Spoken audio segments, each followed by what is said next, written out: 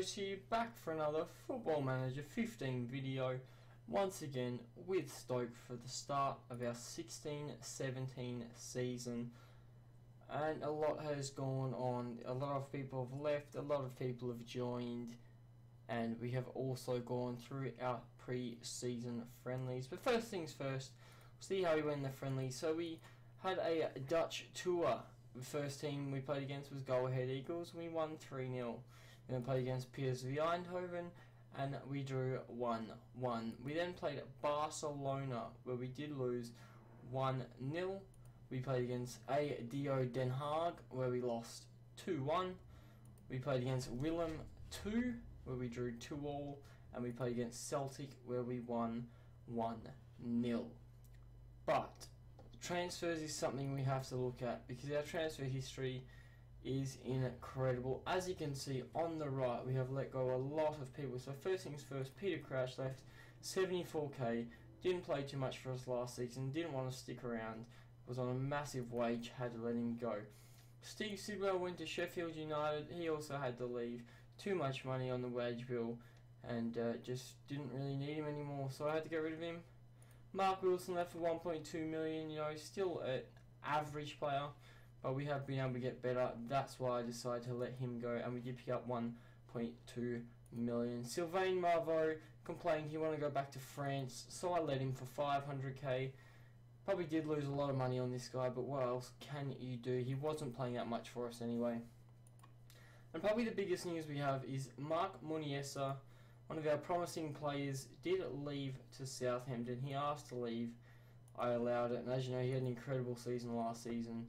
They came in with a 6 million offer. I had to do it. He wanted to go, and there's no point leaving him here because the squad they're getting upset about it. Andy Wilkinson also left, you know, just a squad player, didn't need him, let him go. Then Mame Diouf I sold just because he's only got 15 heading, doesn't really have any other technical qualities, wasn't playing too much. All he had for us was pace, so to get 5 million, I'm quite happy with that. And Philip Walsh I asked to leave as well. He decided to go to Colne for 5 million. You know, probably a really good player. Probably should have kept him, but he wanted to go, so I let him. And we do have a lot of centre backs. So we made 18 million in transfer profit, and we did spend 15.25 million on transfers. So the first person we brought in, Nathaniel Klein from Liverpool for 3.3 million. Muniesa out, Nathaniel Klein in. Great transfer. I know he's a bit older than Muniesa, but he's also probably the exact same player as Muniesa, so I'm very happy about that. And he's had a decent pre-season. We brought in Denis Suarez from Barcelona B for 1.8 million. As you can see, he can play attacking left mid, he can play attacking central mid. So if Ivan Schitz does get injured this season, we do have the coverage in Denis Suarez. He can also play the central midfield role. This guy is a quality player. Picked him up from Barcelona. It says here Barcelona B. We had a great season, 17 appearances, 7 goals, 4 assists, 7.3 average rating. Not bad for him. So Denis Suarez has been welcomed to the club. Good prospect for the future. Brought in Martin Palmer from Coventry, 350k. You can see this guy's got a lot of attributes going up. 17 years old. He's one for the future. He plays wing back. He can also play a right back. But this guy is definitely someone promising for the future.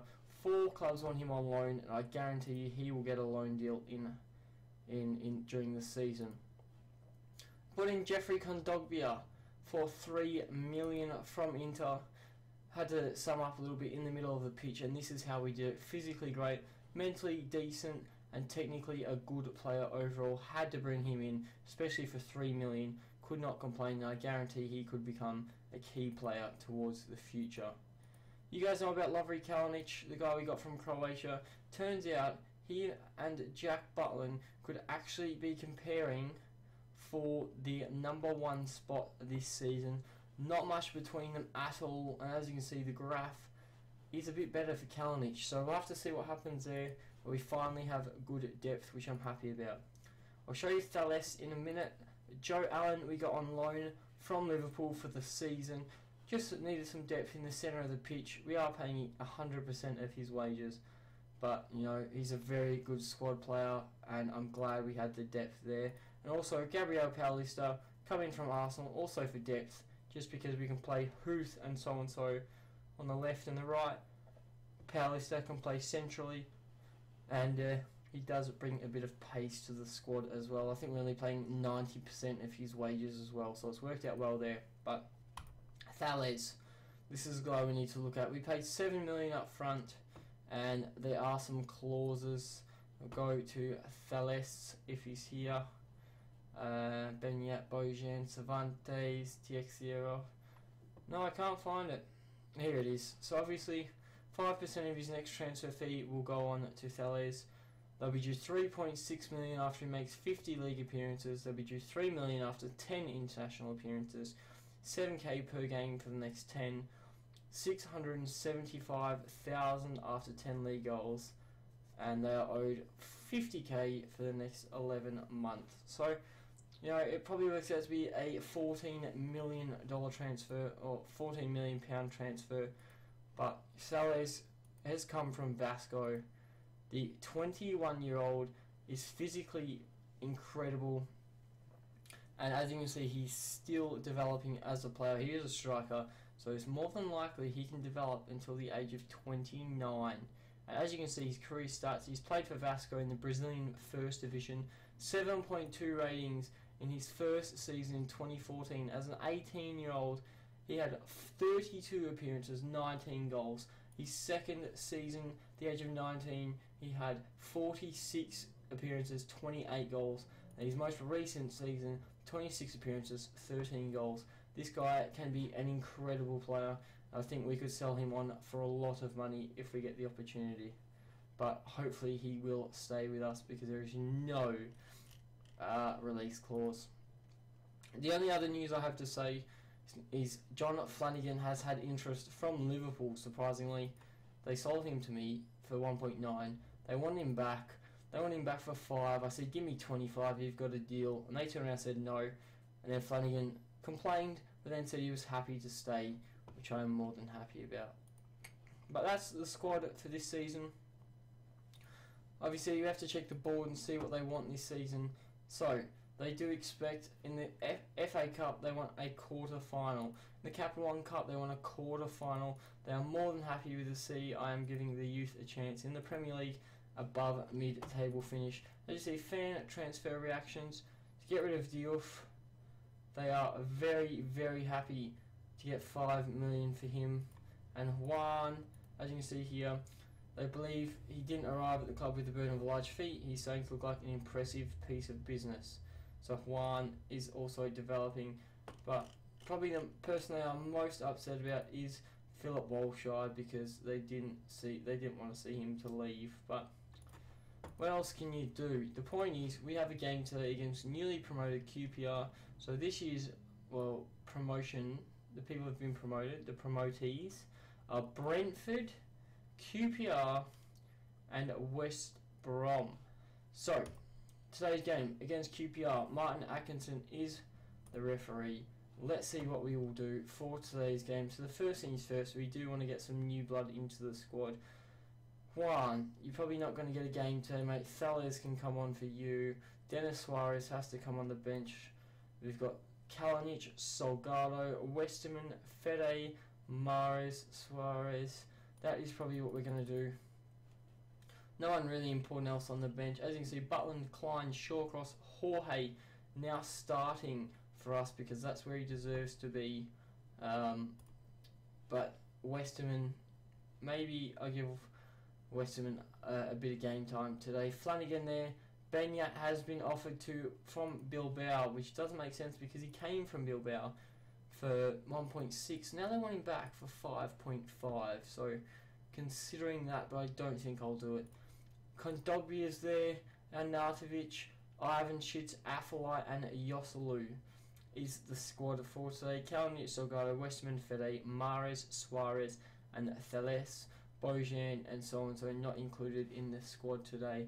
But let's kick on. I'm not really expecting a win today again. Oh, I should be, because it's against newly promoted QPR. But I think I'm not really too worried because there's a lot of fresh faces in the squad. I don't think a result will be necessary today.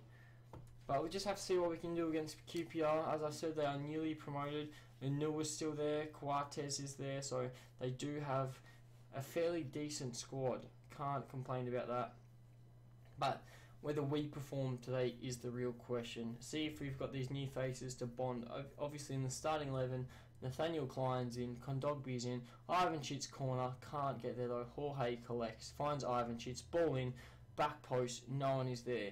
QPR trying to break through Ince, but Flanagan makes the tackle. Leroy Fair is at QPR still.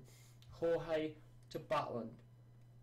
Butland, what are you going to do with it, mate? You need to concentrate. You're 22 minutes into the game. You're playing well. Yoslu finds Benya.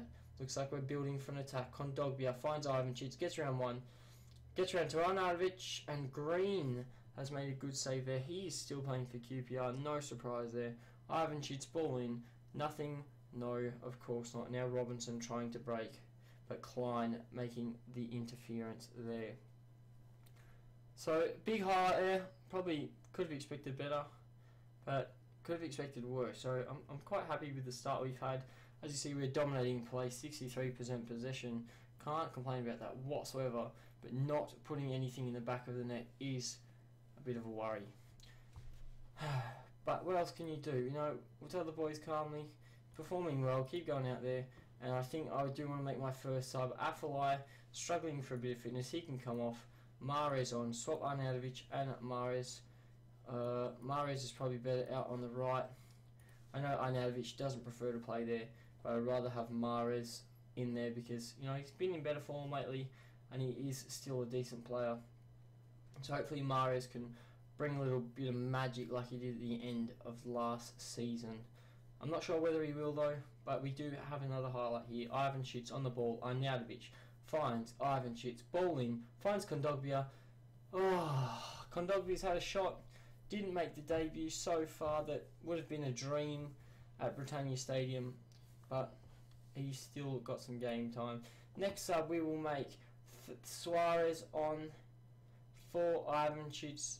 Or yeah, we'll do it for Ivanchits. Maybe Suarez can start next game instead of Benyat, but we'll bring Dennis Suarez for his debut. See if he can get any involvement in the game, because I'd like to see him do well for us, especially for the future. 22-year-old, still got a lot of time left in him. But 83 minutes, we do have a highlight though. We'll watch that first. Suarez finds Flanagan, ball in, can't get there. Flanagan gonna collect, gets around one to Benyat. Benyat gets around Kondogbia. Benyat shoots straight to Green. Last sub. Oh, Benyat could come off here for Thales. Benyat off. Thales is going to come on. Drop Suarez back. Thales, you can play. What do I want you to play? We'll play advanced forward attack. Push you really high up. See if you can get anything from the last four. But Sandro is being sent off for 2 yellow cards. What else do you expect when he calls an offence? But we have not seemed to have won the game today. A 0-0 draw could be the first result you see this season against newly promoted QPR.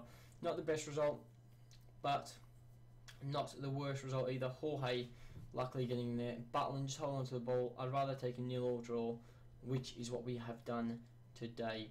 I'll tell the boys calmly, you know, I'm happy with what I saw. There's some positives. Dennis Suarez isn't happy, but you know, he played a fairly decent game. And as you can see, we are 11th.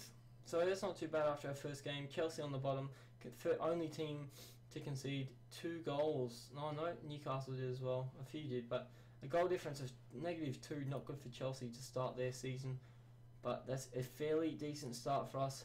As you see, Suarez has made his return because he was actually originally a Man City player. And there you go. That will be it for today though.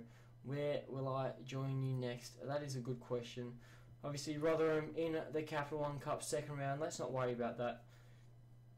Let's look at about a month's time. So 14th of the 8th. Norwich could be the game. That is quite a while away. Or we could bogey Man City once again. But I tell you what, Norwich might be the game this year. This next episode, because I think they're roughly where we want to be. I know we want to be pushing for Europe, but Man City's probably a bit too ambitious. Or I'll tell you what, we could do Tottenham. But do Tottenham because Tottenham are generally top 6, and that's where we want to be. So we will have a game against Tottenham. But my name has been Chivos. Leave a like if you've enjoyed the video. Subscribe to the channel if you're new. And I'll catch you guys on another Football Manager video.